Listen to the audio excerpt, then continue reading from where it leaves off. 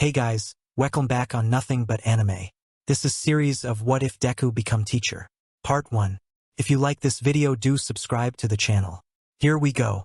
Midoriya Izuku has had a very difficult life, ever since he was 5 and was brought to a quirk specialist. It seemed that one bad thing after another. Once he was confirmed quirkless, but he did his best to keep his little head held high and see every moment as a teachable moment. When the doctor said he'd never develop a quirk, he was crushed at first. Then he looked into how heroes with non-physical quirks to see how they worked. When his father, Hisashi, stopped coming home after the diagnosis, Izuku cried every day for a month. But he did what he could to cheer up his heartbroken mother, while trying to learn how to do things around the house like cooking and laundry, so she wouldn't be as stressed out.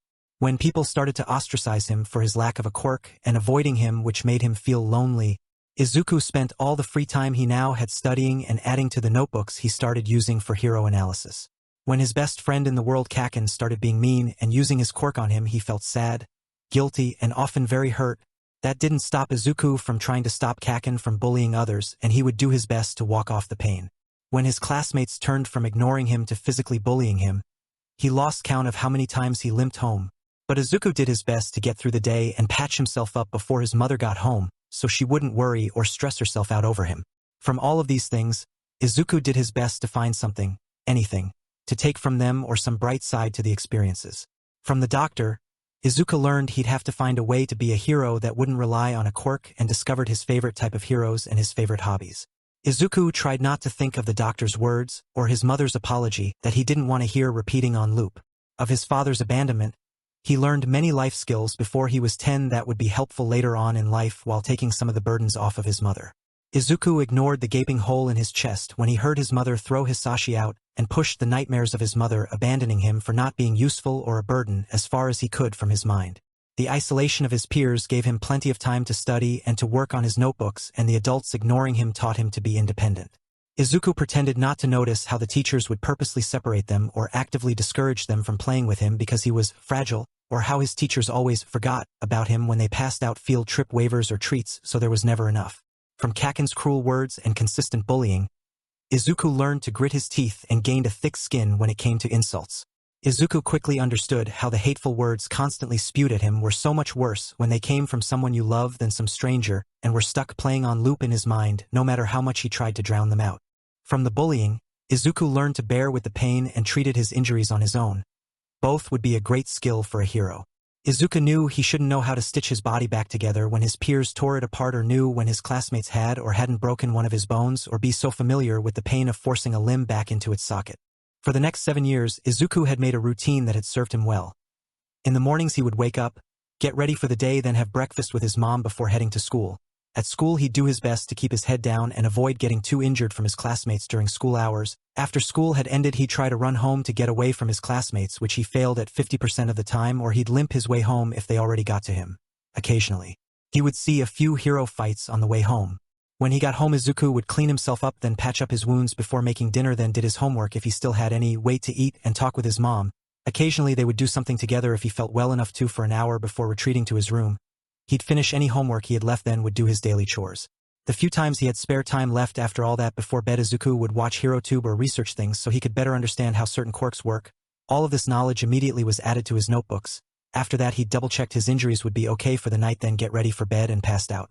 On the weekends he'd use the large portion of his free time taking care of everything around the house he couldn't do the rest of the week, then take his notebooks to add to them and update, or he'd look into theories he had about the quirks he listed. When the occasion arose that his mom had the day off, they'd do something together, and maybe if the stars aligned the two would enjoy a day out of the house. Today, however, was one of those days. He had just started middle school at Aldra, hoping that it would be better than the elementary school of the same name, and was sorely disappointed. Being in a different building and area, Izuku wasn't able to escape from Kaken's wrath. The blonde had caught him in a park, and he was subsequently beaten by Kaken and his lackeys.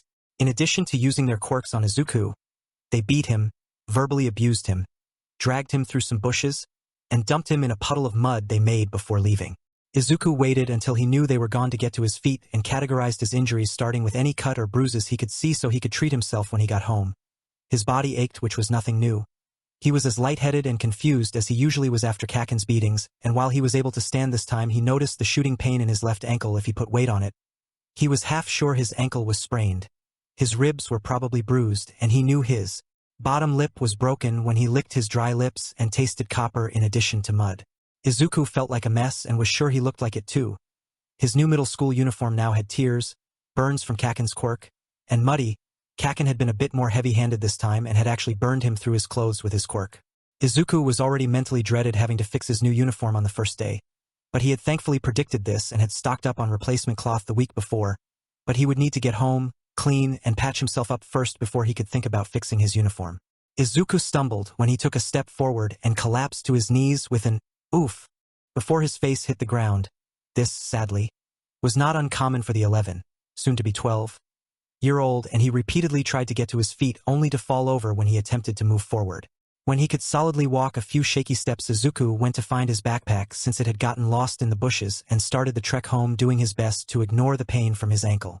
Kaken and his lackeys had taken up more time than normal, so while Izuku would still be home hours before his mom, he despaired the realization he wouldn't have time to treat his injuries, cover them up, and do his homework before making dinner.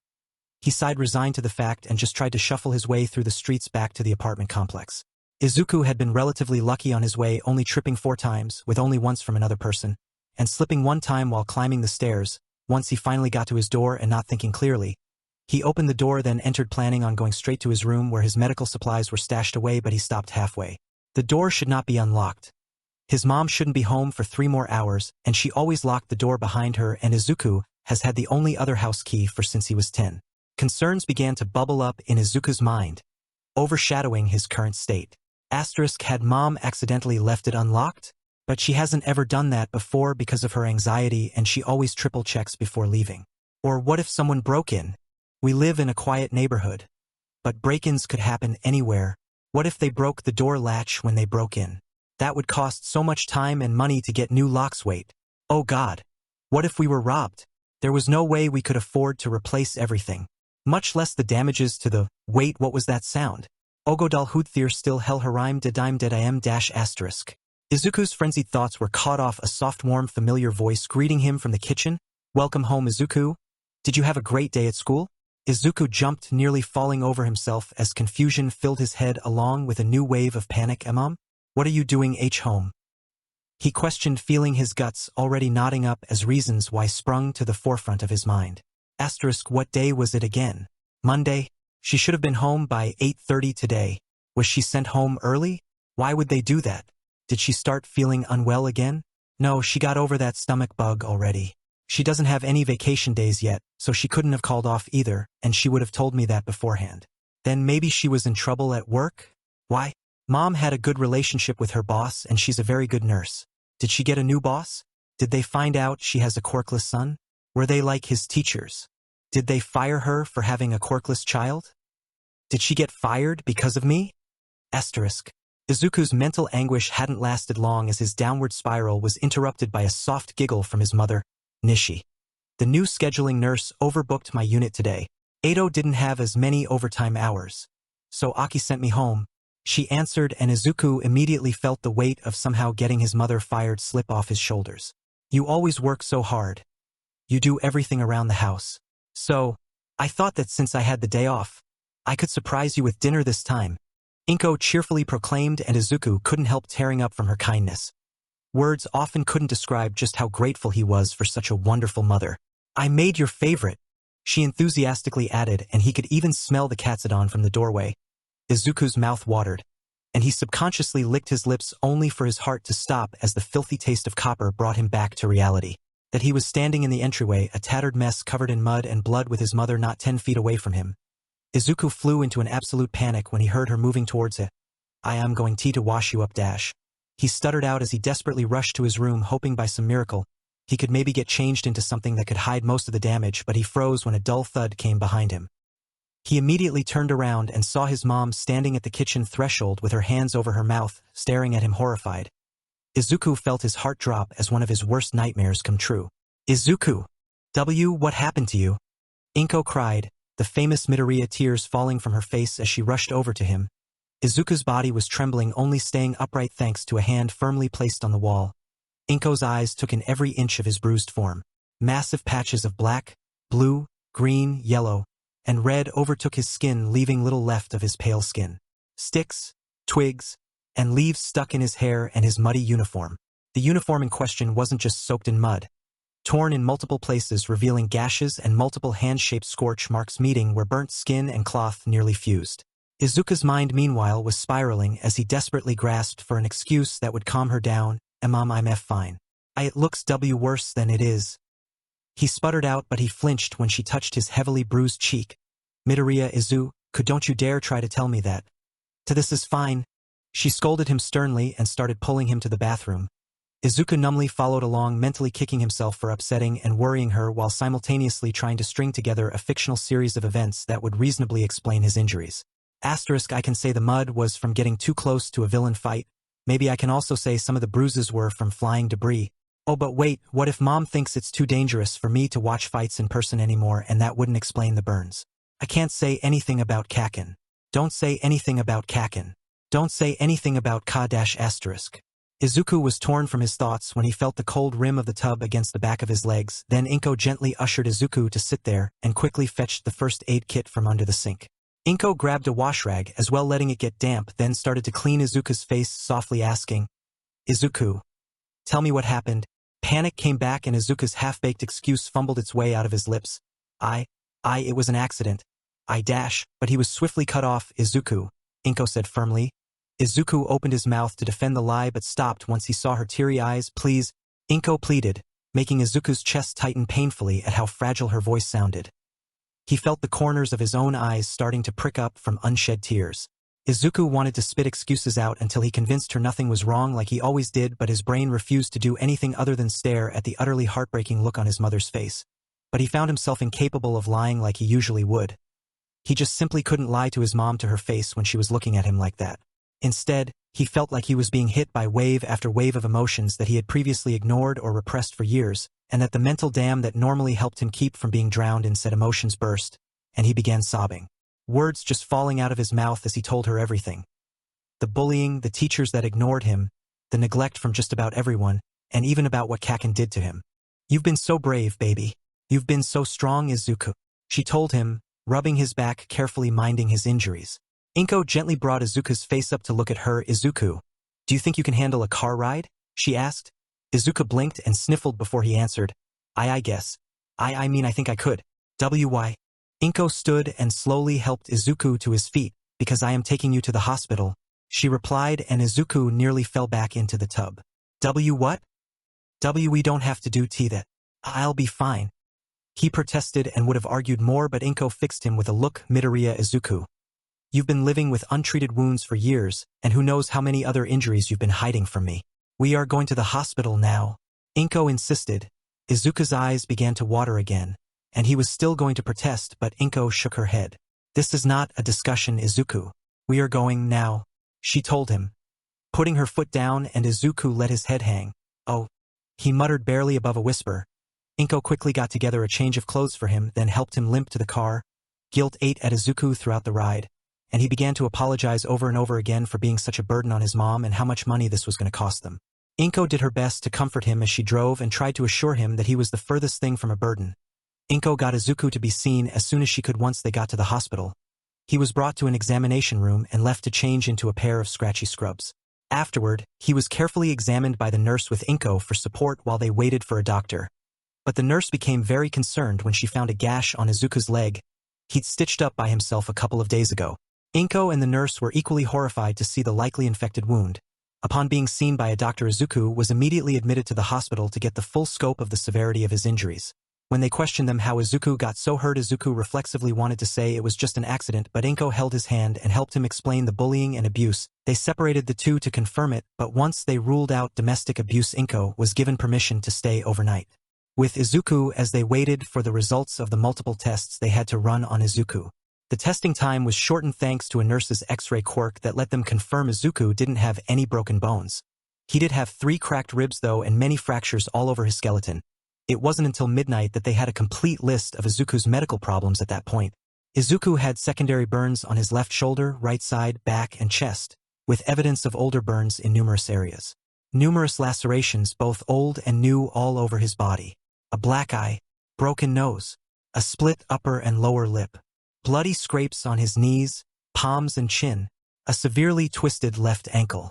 Multiple subcutaneous and intramuscular bruising spread throughout his body. Old and new damage to his fingernails.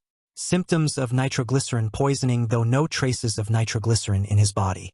An untreated bacterial infection from an improperly treated gash on the outer right calf. And most concerningly, a confirmed TBI from primary blast damage. Given the various serious conditions, the Midoriyas would have to talk for a long time about Izuku's treatment for the more serious conditions. Eventually, that conversion came back to the bullying that left him laying on the medical bed in the first place, something which led to a further argument about what to do about it. It isn't Kaken's fault, he told her as they had gotten to what was the major issue at hand. Izuku's childhood friend. Inko's shoulders slumped and she had a morose look on her face. Inko tried to speak only to be cut off by Izuku. Mom, it's not Kaken's fault. The teachers were supposed to stop him and make sure he didn't get out of control. They didn't and let the others do whatever they wanted to me. And Izuku argued, tears welling up. But the argument was stopped when his mom put a hand on his shoulder. Now silent, he could hear the heart monitor he was connected to beeping faster than it should have, and a glance showed his erratic heart rate. They both waited silently for it to calm down, with Inko gently rubbing the back of Izuku's hand as his body shook from the deep breaths. He took to calm down. The doctor had warned them both about the dangers of stress in Izuku's state. It took some time given how worked up he accidentally had gotten, but once his heartbeat was back in the safe range. He took a deep breath, then turned to his mom. Mom, I know Kaken can be a great hero. What he did to me was, and not good, but we can't tell anyone. They'd put a mark on his record, and he'd be turned away from the hero schools. I don't want to be the reason he couldn't. Please, Mom. Please, Izuku begged, the tears welling up in his eyes from before spilling down his cheeks. Inko felt her heart wrench at the sight of her son in such an awful state. Izuku, I can't just let him get away with what he's done to you, she protested, unwilling to just let this be dropped. That's not what I mean. I just don't want to be the reason he can't be a hero. Izuku clarified, and Inko sighed. All right, Izuku. We won't report Katsuki, she told him, and the boy's relief was immediate and very visible. But I will be reporting Aldera for discrimination and abuse of power, she added, and immediately Izuku's relief was dashed. His mouth opened ready to protest, but Inko shot him a look. Izuku, if they treated you like this just because you were quirkless, what's going to stop them from treating every quirkless child like they did you? Inko asked, causing Izuku to get a very conflicted look on his face as he mentally debated it, and that made Inko's heart ache. As amazing as Inko knew her son was, she hadn't missed how selfless he was, or his lack of confidence, but considering the revelations of the last 24 hours, that selflessness had to have crossed the line to self-loathing at some point. Even if we were to ignore what they did to you, which we aren't, they are also hurting the rest of their students by giving them an unhealthy and dangerous view of the world. That if they are stronger than someone, they have the right to hurt them like they did by not stopping Katsuki. We can't just let them do that, okay? Inko elaborated further, and while Izuku still didn't seem happy about it, he accepted it and nodded, okay. He muttered, rubbing his cheeks to get rid of his tears. Inko couldn't help feeling tears building up in her own eyes, as she could already see the uphill battle of getting Izuku to a better mindset was going to be more of a trek up a mountain. Mom, Izuku said, worry clear in his voice, once he realized she was about to cry. Izuku, I've tried my best to be a good mother for you. However, it seems I've clearly failed in that. Inko told him, her tone was rueful. Izuku was quick to jump to her defense. You're a great mom. Why you do so much for me? He argued, starting to cry again. Oh, Izuku, you're far too kind. Inko replied, causing the boy to make a choked squeak, and Inko smiled sadly at him. I was so worried about teaching you to be kind that I must have forgotten to teach you the importance of respect, she said, and Izuku balked, confused by her words. Izuku, I'm sure I've told you the saying, treat others how you wish to be treated. Inko mentioned, and Izuku nodded. He had always gone out of his way to help others. He took notes for his struggling classmates and slipped them into their bags when no one was looking, helping their neighbors with their chores even if they never asked, and Izuku had lost count of how many times he had stepped in to protect other students from being bullied even if he was never thanked for it.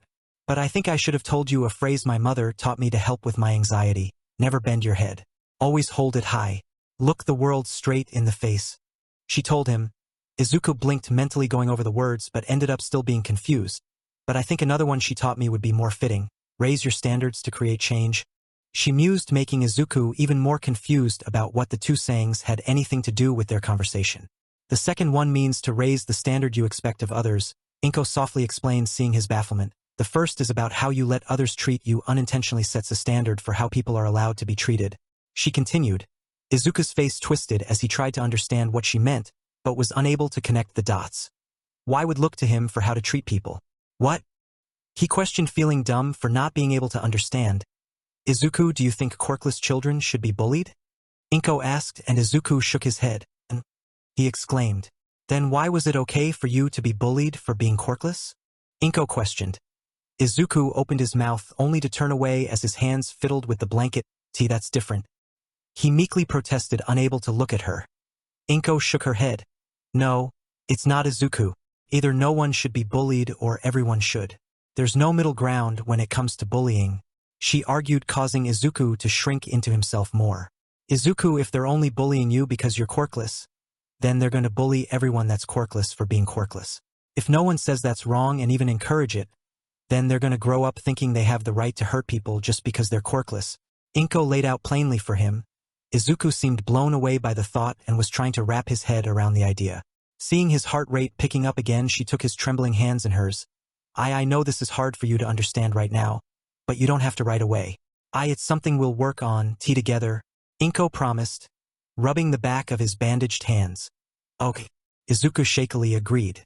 Emotionally exhausted and physically tired, Izuku fell asleep rather quickly after their conversation.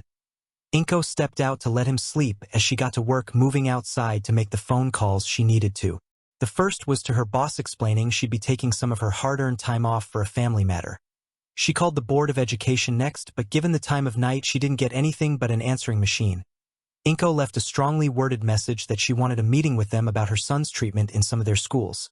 Her third call was to a small firm that helped with cases involving minorities. She had memorized their number once Izuku turned 6 and still hadn't shown any signs of a quirk. The fourth call was one she spent an hour arguing with herself whether or not to even make. Inko's brain flooded with things she wanted to say, things she wished to scream into the phone regardless of who might overhear her. But Inko didn't do any of that, and did her best to quiet the hateful part of herself. Then, with a shaky breath, pressed the call button. Inko waited with bated breath for the other to pick up and tried to think of what to say if they did. The quiet click before a tired voice answered was rather underwhelming considering her mental anguish. Inky? What the fuck are you doing calling me in the middle of the goddamn night? It's about 2 in the fucking morning. Inko, upon hearing Mitsuki's gravelly and slurred voice, Inko couldn't help tearing up. The weight of the situation finally allowed to start sinking in now that her son couldn't see her breaking down. Inky? Mitsuki quietly repeated, concerned and much more awake from not getting an answer. I am sorry, Mitsuchin. I didn't mean to wake you, she apologized, voice shaking. All of her anger suddenly and quickly being disconnected from her friend. Hey, don't go spouting off BS, it's fine, Inky. What's going on? Mitsuki assured, and Inko had to hold herself back from sobbing. Izuku came home bleeding today. We're at a hospital right now, she managed to say as she wiped away tears. Fucking God, Inko? What the hell happened? Is the little guy okay? I'm getting dressed right the fuck now, Mitsuki panicky questioned with the sound of fabric moving around in the background. Inko swallowed thickly. He's gonna stay in the hospital for a while. He is going to need a lot of treatment, she answered. Don't you worry about crap, Inky. I'm on my way. Where the fuck are you? I'm meeting you at the goddamn hospital, Mitsuki demanded. Before Inko could get herself together, there was some muttering on the other side of the phone, and judging from Mitsuki's yelling, Inko guessed Mitsuchin had managed to wake Masaru. When Mitsuki stopped, Inko rattled off the hospital's address. Got it. I'll be there soon, so don't you worry about shit until I get there, Inky, Mitsuki promised, then quickly hung up before Inko could get another word in edgewise. Anxiety began to eat at her not moments later, and Inko went to the cafeteria to get a cup of tea to help calm her nerves as she waited for the blonde in the lobby. Inko was fairly worried Mitsuki might have broken a law or two when she stormed into the hospital not even half an hour after she hung up. The blonde was also clearly panicked and was a bit of a mess, her clothes having just been thrown on and having done nothing about her bed head. Frantic red eyes met teary green ones across the room, and Mitsuki clearly didn't give a damn about social decency as she ran over to her. Inko, she cried, crushing the greenette in a bone-crushing hug. What the hell happened? Does he need surgery? Can we see little Izu? Mitsuki questioned as soon as she pulled away with her hands on Inko's shoulders. Inko sniffled and rubbed away some of her tears. He fell asleep before I called him Mitsuchin, but we can see him if we're quiet. Inko answered, pointedly ignoring the other questions. Mitsuki had thankfully jumped at the offer and followed Inko up to Izuku's room. The blonde didn't make it 2 steps in before her hands flew up to cup her gaping mouth as she stared at the black and blue boy utterly horrified, while most of Izuku was covered up his arms by a blanket. His neck was exposed, allowing anyone to see the hand-shaped bruises that wrapped around it as well as part of one of the burns, in addition to multiple cuts along with other bruises on his arms as he laid limp on the hospital cot with a nose cannula and other devices connected to him. Thinking her friend had more than enough of a look, Inko led Mitsuki away from her battered son's room and to a table in a corner at the cafeteria. They were almost there when Mitsuki's shock and horror dissolved into a blind rage with steam practically pouring from her ears. Those bastards. How can anyone do that to Izuku? He's a sweet-ass brat that wouldn't hurt a fly. A fucking fly. Who would dare lay a fucking hand on him? Mitsuki yelled, finally exploding when they were inside the room. Threats and strings of curses spilled from Mitsuki's mouth with little regard for those around them, as Inko tried to corral her to a table away from prying ears. Almost there, Mitsuki rounded on Inko. Has he told you who the fuckers are? I don't care who those motherfuckers think they are. I've got lawyers, Inko. Mitsuki exclaimed loudly and clearly ready to go for blood. The dreaded question Inko had been afraid of since Mitsuki arrived made her hesitate in her step. Mitsuchin, please sit down. Inko requested, softly tugging Mitsuki towards the table. I swear when I get my hands on them, Inko dash. Mitsuki began to rant again, but Inko cut her off. Mitsuki, sit down. She told the blonde more sternly. The blonde's mouth shut, and she sat down looking at Inko a little startled. Inko took a seat next to her and let out a ragged sigh. Izuku told me who did it. She told her meekly, already resigned to the painfully conversion. Mitsuki jumped on the statement near immediately. Who? She demanded, practically spitting the word. Inko grimaced. It was his C classmates. Inko answered. Mitsuki's mouth dropped open. Wah, what? Katsuki didn't say shit. There's no way he'd let them get away with that crap. Mitsuki exclaimed, looking baffled, and Inko's eyes focused on her empty cup of tea. He wouldn't, right? Mitsuki asked, losing a lot of her confidence when Inko hadn't said anything. Katsuki is the ringleader of his main bullies. Inko finally told her, causing Mitsuki to gasp. Her jaw dropped, and she automatically went into denial. There's no way that little shit would hurt Izu. Sure, they had their fights, and the brat gives me shit whenever I ask about school, and Izuku hasn't come over in Y years, but that D doesn't. Oh god, Mitsuki's words losing confidence. Inko grimly watched as things began to click in her friend's head, tears welling up as she slumped back into her seat, as the reality of their son's fractured relationship fully sunk in. A horrible parent. How could I have missed this? Mitsuki whispered, tears falling, hair clutched tightly in her hands. Inko couldn't stop a mirthless laugh falling from her lips. If you're a horrible parent.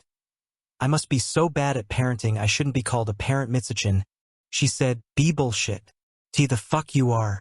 Mitsuki protested immediately, but Inko leveled her with a look.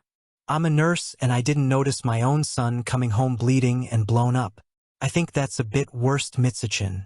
Inko countered with a forced wobbly smile, tears pouring down her face again as her body trembled.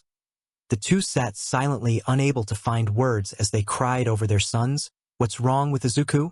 Mitsuki asked once she regained her voice. Inko wilted and started picking at the rim of her empty cup. He's got a lot of cuts and bruises like you saw.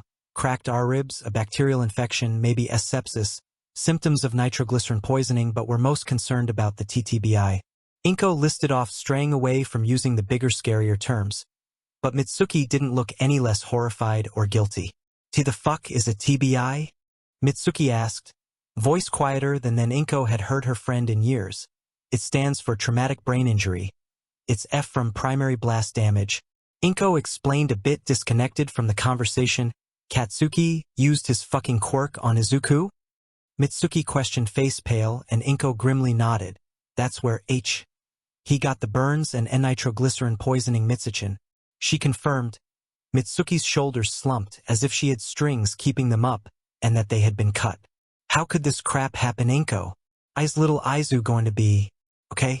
Mitsuki questioned, running a hand through her hair, trying to find something to reassure her frayed nerve.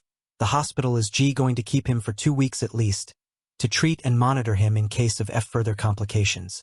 Once he's released, Izuku will have to do months of rehabilitation therapy and regular therapy for the bullying. Inko explained, rubbing the back of her hand. I'm not sure if we can pay for it all. Inko muttered, still trying to figure out how to keep in the black while paying for the treatments, medicine, and therapy. I'll pay for it, Mitsuki said, catching Inko off guard. What? Inko questioned, turning to look at the blonde. My bastard child is the reason Izuku is in the hospital. The least I can do is make sure he gets proper treatment after all the bullshit the brat put him through. Mitsuki clarified, face having regained some of its color and glaring at her hands now on the table. Mitsuchin. Why, you don't have dash? Inko tried to argue. No, Inko, I'm gonna pay for it, all of it. The hospital bills, prescriptions, rehabilitation sessions. Inko, Mitsuki firmly told the brunette, then sighed, rubbing her forehead.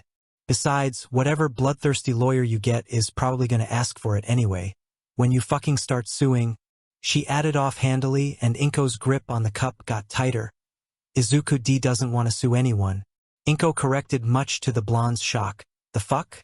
Why the hell not? Those little gremlins, my brat put him in the godforsaken hospital and God knows what the fuck else. Mitsuki questioned, a small bit of outrage fueling her tone. Inko gave another wobbly smile and a breathless laugh. He doesn't want to ruin anyone's future.